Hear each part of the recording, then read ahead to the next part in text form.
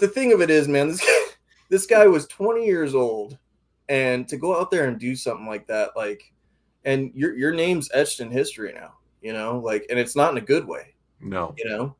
But maybe that's what he wanted, man, to go down in history as the guy that tried to take out Trump or something. But he didn't even get the job done. In fact, he Yep. ended up taking out an innocent bystander that actually helped the community, his community. You know, helped his community. He was a fire chief. When you're that disturbed, you don't think of anything like that, though. To be going into a situation like that, you know damn well that there's going to be potential collateral damage, that you're going to do what you're going to do, and you're going to, whatever it's going to happen in your mind is going to happen. You're not going in there with good intentions. Sure. You have to be mentally unhealthy, you know. Well, and what gets me is when you look in this guy's background of his family. His parents are counselors. Yeah, they look like good people from what I saw. They're counselors. Yeah. And you're going to tell me you didn't see any red flags with your own kid? Were you not involved in your child's life? Like, what, I would think that, you being a counselor, you could pick up on red flags with your daughter or your family members if they're going through something. Like you have a way 100%. Of reading people that other people don't, because you professionally do it every day. Yep.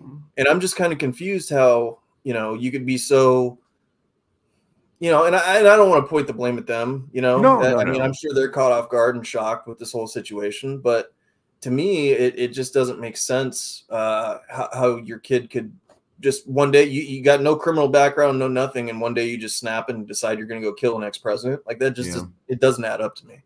No, it doesn't add up. There's a lot of it that just doesn't add up. And furthermore, I don't mean to cut you off, but as far as the video game that he played and the comment that he left and stuff like that, I monitor my child's stuff regularly, tablets, whatever she touches.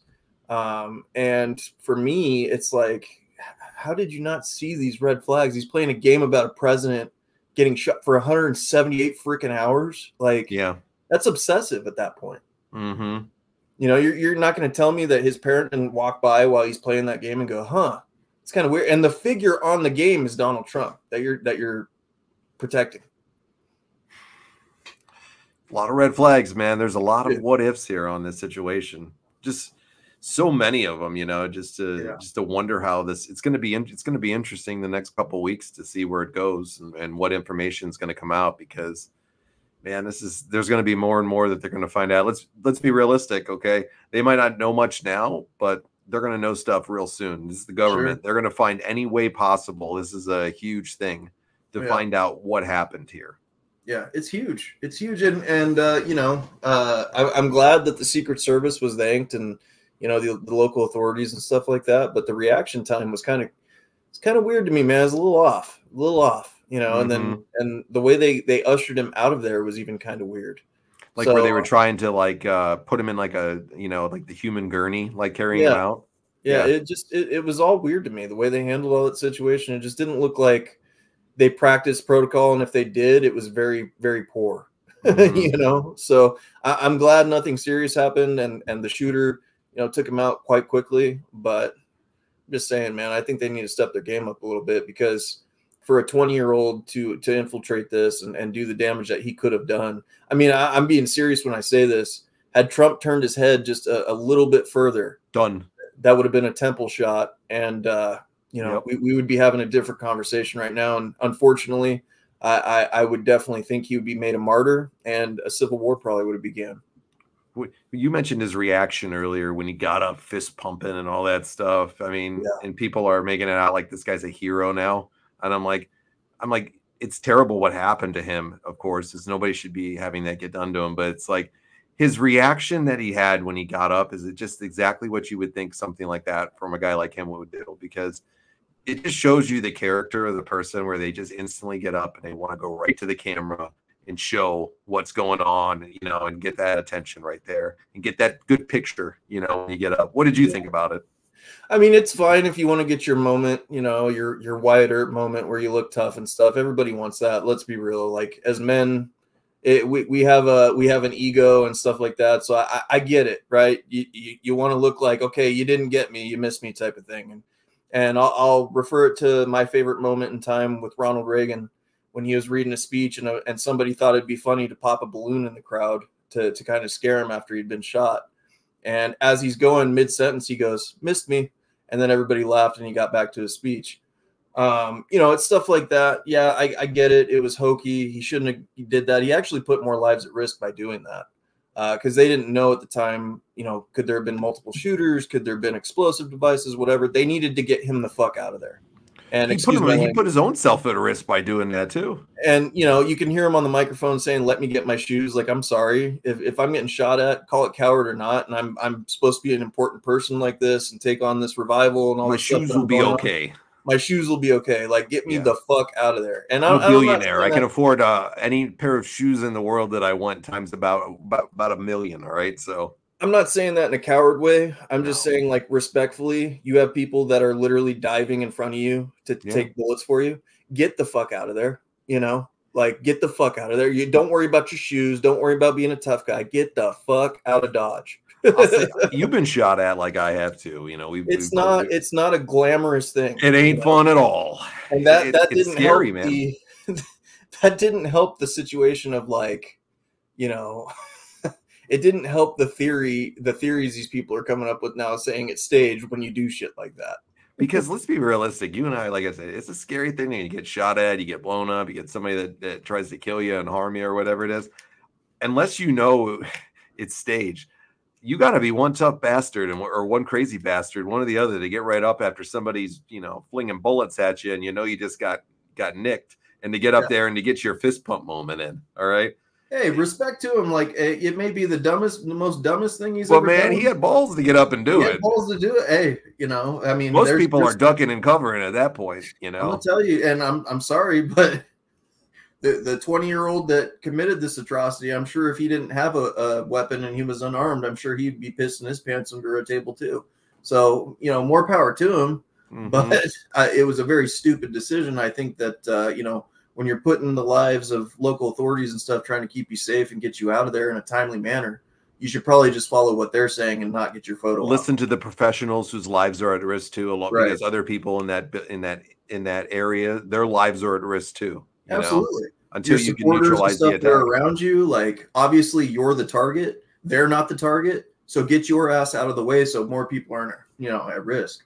Were there any explosives or anything that they found? They found some in his van. The guy had like a Chester van, like an old Chevy Astro van. Oh, he had the creepo one. Yeah. Yep. Gotcha. They definitely found explosives on scene. So yeah, this guy was he was going out on his shield, man. Yeah. He was going out in a blaze of glory. It just didn't work out the way that he wanted it to. Dude, I'm telling you, I mean, I still just can't wrap my head around what makes a 20-year-old want to do that. I just don't. No.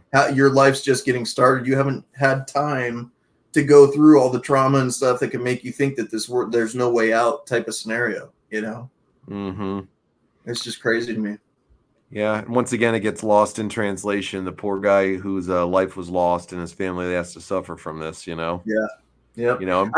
They said there was another one that was critically wounded in ICU. I'm not really sure what happened with that. Apparently somebody got shot in the arm or I don't know what the scenario was with that.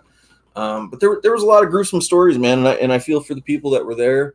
We got a buddy on Tuesdays that's from Pittsburgh, and his name's Jude from our wrestling group.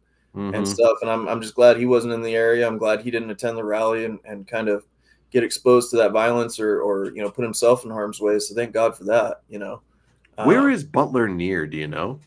I'm pretty sure it's near Pittsburgh. It's pretty close. Let's see. I haven't even looked this up. Yeah, it's 35 miles north of Pittsburgh. It's in the greater Pittsburgh region. Let's see. As of the census, the population was 13,051. Yeah. And there was a good majority of people there.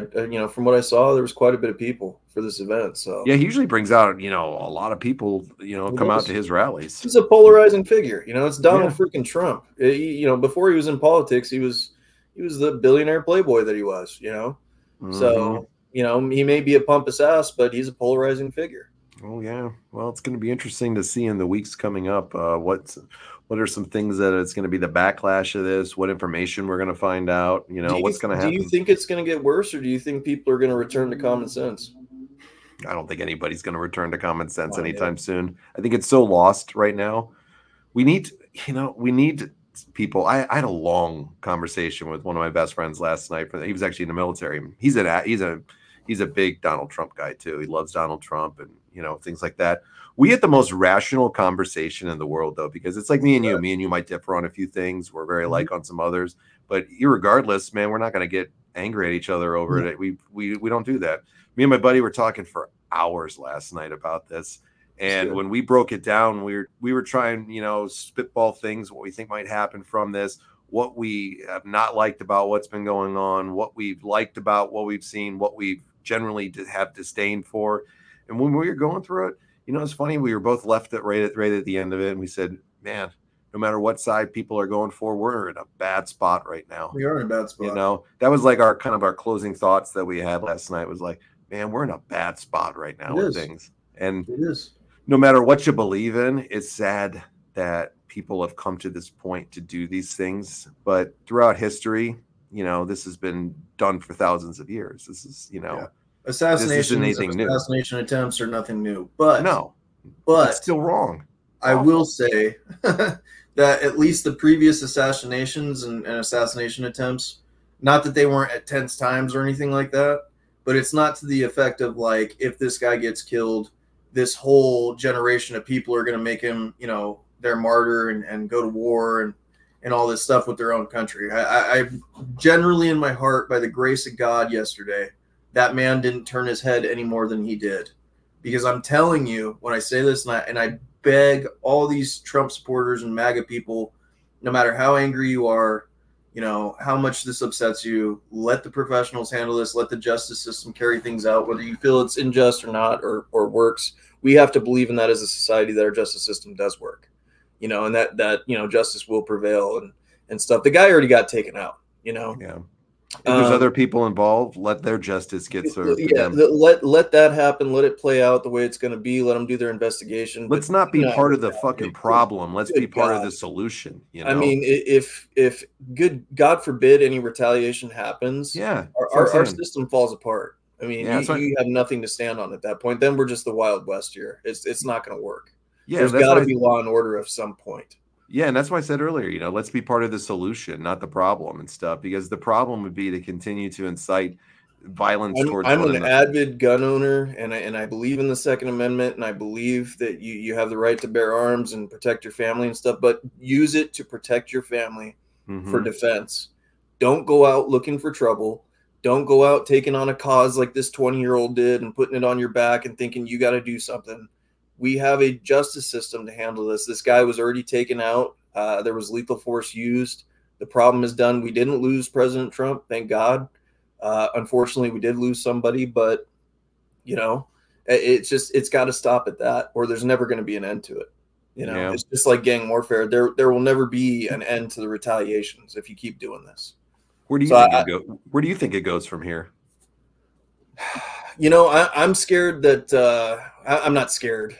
I won't say that I am afraid or anything like that, but I'm concerned that if there is retaliation, then the elections will get suspended, you know, and then martial law be declared, which is a very real possibility. If it goes the other way and Biden actually does get taken out or something like that, my concern is, you know, we've never had a time where the Democratic Party has been so unsure about their candidate. They want him to step down. They want him to step away. They don't think he's competent enough to carry on the race, which, you know, that concerns me. And then, you know, you have this situation with Trump that just happened. Like, we're at a boiling point, dude. Like, you know, nobody's on the same page with anybody. Everything is so aggressive and everybody is so ready to jump and do something. And they're putting all their negative energy into it that I don't see a good ending in any scenario, whether the election goes for Trump or it goes for Biden or Biden steps down or whatever. The people that we have in power right now, I don't see anything getting straightened out. And I see more fuel being added to the fire. Because what I'm not seeing is people coming out and condemning it on both sides. Like, I'm seeing, you know, Trump and Biden saying, oh, we had a friendly phone call. I'm glad he's okay and whatever. But I still think they're going to take the gloves off, and both sides, the Democratic Party and the MAGA and the Republicans, are going to add more fuel to this. I don't see it calming down at all. Biden gave a great speech tonight about it, very eloquently put and stuff. And I hope they did have a friendly conversation with one another on a friendly level. I really do. You know, how much better would it be if these two could actually be allies of one another and combine their they're, you know, it's never going to happen. We know that it's politics. I'm living in a fairy tale world here, Richie, Sure. you know, Sure. of course. No, we can hope, right? You Yeah. know, I hope for that too. You know, especially as a Christian, if you're a Christian out there and you're endorsing this shit and you want this to keep going and bloodshed and all this stuff, you really got to get right with God, man. You really got to get right with Jesus, because I'm telling you, like, I may have, you know, the weapons that I have and stuff like that. I pray to God I don't ever have to use them. I want to put my guns away and our country be in peace and prosperity, you know, and use it only for defense of my family. I'm not out to harm anybody. And I hope everybody else feels that way too. Like, we need to move back to peacetime in this country. And it's just been gone for so long. Yeah. Everybody's on edge. Everybody's ready to go and fight at any time. We need to quit doing that. We're in the freest country in the freaking world, the richest country in the world, the best country in the world. It's still a great time to be an American. You know, they all got out of their own damn greed, Richie. They could turn this shit around, man. We're just pissed off at each other, man. We don't. I mean, what really? We're driving electric cars around. We're eating off of Uber Eats. We're having other people deliver our freaking food every night. Like, come on, guys. Yeah. Like, this ain't a bad deal. What we got going on? Bad deal. There's things we need to fix. Let's fix them. You know. Yeah. Let's all combine our intelligence. Kill each other over it. Let's all have a breakfast burrito and walk the beach and chill out, man. Let's just fix this shit together. You know, stop fighting. You and I were able to do it. You know, of course. We had a big falling out where we fed into it and pandered to this shit, and we fixed it. There's no reason. We smartened up fast, though. We smartened up fast. You know, and when you start to realize that they're playing you, both sides are playing you and making you a consumer into it. You have to realize they're both using you. I think that was one of the conversations we had after it too. It was like, man, I can't believe we let this stupid shit get in the way of, you know, a friendship at the moment. Because you think these people hear our conversations we're having? You think Joe Biden and Donald Trump are watching random conversations with Richie and John? Yeah, like they're getting in a fight about us. See, John's all he's all this person, and Richie's all this person. Oh, they don't give a fuck. Yeah. You know? John and Richie are. You know what's funny is I'll put the stuff up on you know, different groups and stuff for the show, and I want to say thank you to people watching, because we're slowly getting our counts up on things, and we've had a lot of hits over the last couple of weeks, so I really appreciate people coming out. But you know, you see the comments of people sometimes, like, and when I post the threads, they don't listen, they just think by what they see, and it's like we've been called everything from people seeing the title of things to you know, you snowflake bitches, you know, or you MAGA morons, you know, and I'm like, really? I was like, I think we're the most neutral, like, opinions out there. Like, sometimes you call us whatever you want, man. I mean, I don't care, really. It's you know, but you want to get on your keyboard and type your feelings out, man. If we instigated that out of you and stuff, at least we had a conversation together, and obviously you didn't listen to the show because we usually end up on a neutral ground anyway.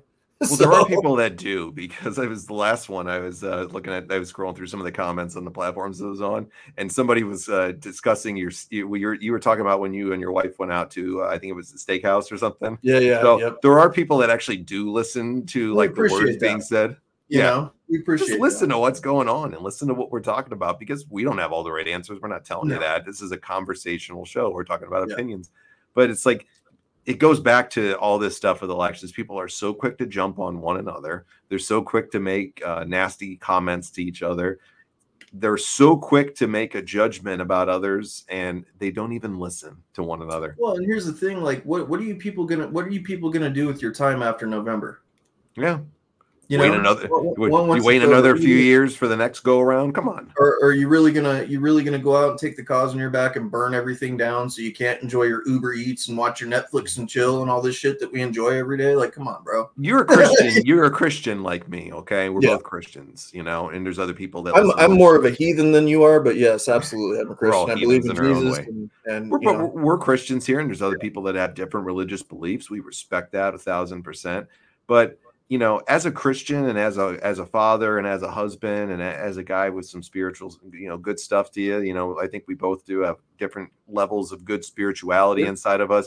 You know, there's so much we don't talk about here on the show that we carry on behind the scenes, because, you know, Richie and I are best friends. You know, we talk about everything. We don't bring a lot of religion into the show here because everybody has different beliefs. Not saying we won't, but as a Christian, as a husband, as a father, when you get up in the morning, man, Do you thank God for Joe Biden or Donald Trump that you have them as your president? Are you ever thinking of that? What do you thank God for when you get up in the morning?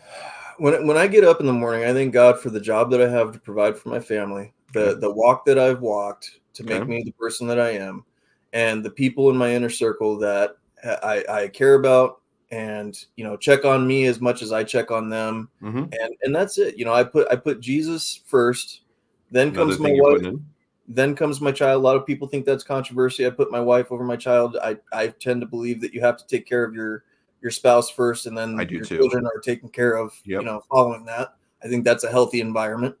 So I put my wife, then my child, then I put my job, you know, and as long as you have that in that order, then everything else can be taken care of. If you're not taking care of yourself and your family, your spouse, you know, your spouse and you are the pillars of your household. If you're not taking care of that, your house ain't going to stand.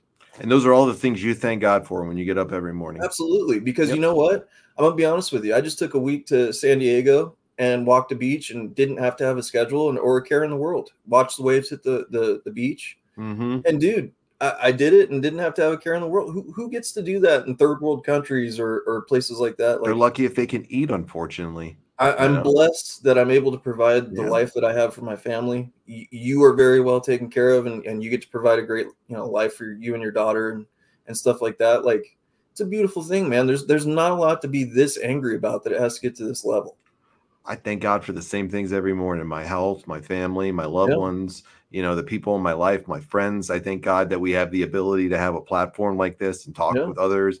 I thank God every day that I get up and breathe, and, you know, I'm just breathing in there, you know, because the world's tough, man. We've all been through tough things. And I look at it, no matter if I like somebody a lot or not. I mean, as a president, as a figure, we're not getting up in the morning thanking God for Donald Trump, Joe Biden, Barack Obama, you know, Bill Clinton, George Bush, you know, all the guys down.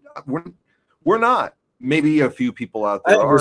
I have respect for the office. Of course. I have respect for service and serving your country and your community. But that's not what you're waking up to do every day, to thank for that, man. Be grateful. You know, I think that's the point of why I asked that question for you and for me. And we discussed that, is to show everybody, it's like, if you're thanking God for your president every day over other things that are way more important in life, you need to get your priorities straight. Yeah, come on. I mean, it's okay to love somebody and be grateful for what they do and thankful if they're doing a great job. Don't get fanatical.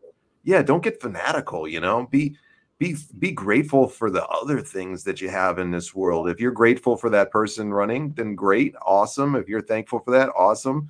It should be way down the list in comparison to the other important things in life, you know, that you do have in front of you. And you know, some people say, "Oh, my life sucks. Everything's bad." It's all an outlook. It's all how you. Well, and let's be honest too. Like, and put this in perspective. Like, Donald Trump, 80-something years old. Joe Biden, 80-something years old. These guys have lived their life. They've been millionaires, billionaires for a good portion of their lives. You haven't. You know, I haven't. We haven't lived. We're still chasing those dreams.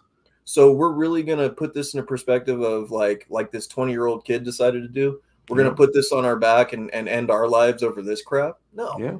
Ridiculous. No, I refuse to do that. I refuse to put that out in society. I refuse to make a toxic environment, you know, and that's why I love this show, because we come on here and we have those conversations, whether we disagree, agree, or we're indifferent. You know, it's a healthy way of getting it out. And guess what? It's therapeutic, man. I feel great after we have it, you know. And then we go back to a neutral level, and most of the time we talk wrestling or what's going on in our lives, whatever. And we're blessed, not just spoiled, but we're blessed. All of us. I've traveled the world, man. You've been all over the world too.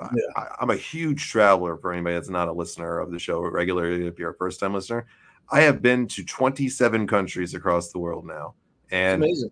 I'm grateful for every place I've been to, and I have been to some of the most poor, just run down, downtrodden countries you could ever imagine. And you see the people there that are just grateful people, that they wake up every day and have maybe food in their stomach if they're lucky. We have so many great things that are at the tip of our fingers all the time in this world that we live in, for those who live in the United States or a country similar to it. Well, think of what other people would crave. They would crave to have what we have, and to be able to go to the beach for a week and relax with your family. Absolutely. And this ain't a knock on those people, because they're out there busting their ass every day to just put food on the table. Yeah. You know? And Be my grateful for thing what is you got. we got bigger fish to fry. Like we have a Yeah. fentanyl epidemic that is just out of control. People dying on our streets, celebrities, whether you have money, whatever the case, you know, they're dying from this fentanyl stuff. We got to attack issues like that, real issues. You know, Yeah. homeless vets that are dying on the streets. You know, mental health issues, of course, what this kid probably suffered from, stuff like that. Those are the resources that need to be invested in and talked about, not this heated rivalry of golf swings and shit like that between Yeah. these two millionaire and billionaire. You know, Yeah. I'm sorry, but you know that's kind of why I coined the term when I say this. Like, I don't need a football team to root for. I don't need I don't need that. I don't need an individual to vote for to know right from wrong and have just common sense and caring and kindness. Like, you know, I was raised right in the fact of, like, I believe in the Bill of Rights and the Constitution, Christianity, stuff like that. Those are my core beliefs. You know, I don't infiltrate on someone else's life. I don't bother them. They don't bother me. Live and let live, and we're good. I Yeah. don't need a football team to go enlist in to take up a fight against, you know, some blue team or red team or whatever the fuck. Like, I'm just me. And if I put good out into society, that's going to be returned. You know, I feel like that's a residual energy when you put it out there. And I truly believe that. And I hope everybody at home does that too. You know? Good point, bro. Good point. We lost a few other people. I got to close the show out in a minute, but we lost a few other, you know, notable people this last week too. Dr. Ruth, you know, Dr. Ruth? I don't. Yeah, she was like a big advocate for health and different things throughout the years. She was 96 years old, and she was like just a big advocate for health and wellness practices and things like that through the years, and was a real pioneer, you know, female in that side of things, and became a household name for many, many years. You know, there always would be jokes. People would say, Dr. Ruth says. So here, Dr. Ruth says is based on her, because she would give her insight on things. Shelley Duvall, the actress, died. I don't know much about her, so I can't really comment too much about her. Richard Simmons, the fitness guy that helped change a lot of people's lives. There was a lot of speculation that he had already died, and then he came back out of the woodwork, and he was fine, and now he died. He had disappeared for a long time. Nobody had seen him. What an energetic dude he was back in. Say what you will about LGBTQ or whatever, you know, whatever you want to say, He's but the Richard pioneer Simmons, of that stuff, right? that guy had such a positive energy that he put out in the world. Death. Man, he helped so many people along the way get their health and their fitness, you know, in place. And you know, true pioneer, man, of rights for different people, and seemed like a real genuinely good dude for the most part from what I've seen. And then Shannon Doherty from 90210 and Charmed fame, Pat Mallrats, passed away. Yeah, that one saddened me a lot because as a kid, I grew up watching Beverly Hills 90210. It was like a staple for kids. That, you know, I heard the guy from Dennis the Menace, the old guy, died recently too. I can't remember his name, but you know what I'm talking about, the older gentleman that was. I don't know right offhand. He was like the grandpa or whatever. I'd have to go back and look and see. Yeah, but he passed away too. There's a lot of celebrities that are dying, and you know what I've noticed about them? I know we got to wrap up here, but they're not really announcing like the way they die anymore, which is really strange to me. Yeah. Shannon Doherty, I know she had a stage 4 cancer. This was the third time she had cancer. What a tragic end to her life, man. Her and her husband got divorced at the end, and her husband was withholding all the money they had and not helping her. You know, she was money makes you act funny, man. Yeah, I think she had to go back, and I could be wrong, but I'm pretty positive she had to go back and live with her mom because she ran out of money from the medical treatments. You know, terrible shit, man. You know, I don't care how bad life happens to you, whether you have money or you don't. Yeah, you know? And I mean, she made millions and was a huge star for many years. How low do you gotta be? You know, even if you're getting a divorce, where you're when somebody's got stage 4 cancer, and you know you're fighting, you know, meaningless shit with them and trying to make it harder for them. Come on, I can't comprehend that kind of dude. Do better, you know. Do better, yeah. Do better, man. I'm not saying she was a perfect person. I don't know her from beans. But at one point, you obviously cared about her. You wouldn't have, you know. But man, maybe this title should be the biggest scumbags on planet Earth. Do better. Yeah, do better, America. At least you're looking positive at it. Do better, America. And then I'm calling it the greatest scumbags on God's green earth. I bet you the second would get more people. Right. You know, the negativity, man. It's crazy. Like, you even said it. You're like, I'm going to test this out, put a video of what's going on and unraveling right now. And I just want to see how many hits we got. Well, it was one of the biggest, hitted videos. It's our biggest video yet. Jesus Christ. It's done almost 3,100 views at this point. And that was a total test.